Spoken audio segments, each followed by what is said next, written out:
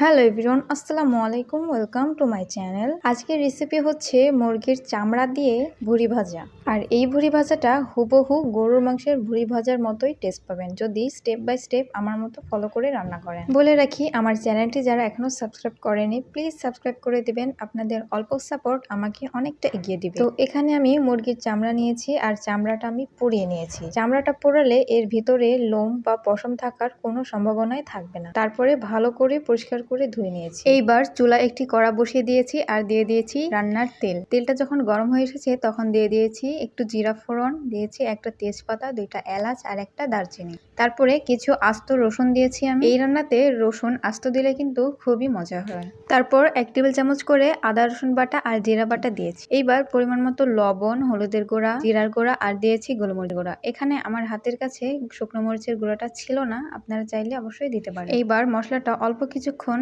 কষিয়ে নিয়ে তারপরে চামড়াটা দিয়ে দিচ্ছি। চামড়াটা এইবার কিছুক্ষণ নেড়ে চেড়ে মশলার সাথে ভালো করে কষিয়ে তারপরে ঢেকে দিচ্ছি। যেহেতু এখানে রসুন দিয়েছি তাই শুধুমাত্র একবারের জন্য অল্প কিছুক্ষণের জন্য ঢেকে দিয়েছি, এতে করে রসুনটা ভালো সেদ্ধ হবে।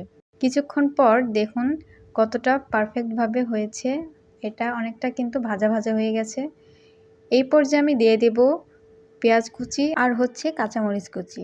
পেঁয়াজ মরিচটা কিন্তু প্রথমে দিতে যাবেন না, এতে পেঁয়াজ মরিচের স্বাদটা নষ্ট হয়ে যাবে আর পুড়ে যাওয়ার সম্ভাবনা থাকতে পারে। তারপরে পেঁয়াজ মরিচের সাথে আবারও কিছুক্ষণ ভেজে লালচে করে নিতে পারেন, আবার চাইলে কালচেও করে নিতে পারেন।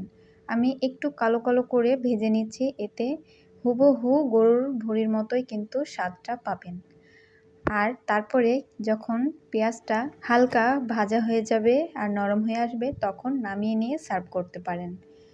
আর এই ভুঁড়ি ভাজা কিন্তু গরম গরম ভাতের সাথে অনেক মজা লাগবে। আর চাইলে আপনারা রুটি দিয়েও টেস্ট করতে পারেন, রুটি দিয়েও অসম্ভব মজার লাগে এই ভুঁড়ি ভাজা বা চামড়া ভাজার রেসিপিটা। যদি রেসিপি ভালো লেগে থাকে অবশ্যই কিন্তু আমার চ্যানেলটি সাবস্ক্রাইব করে দিবেন। সবাই ভালো থাকবেন। আল্লাহ হাফেজ।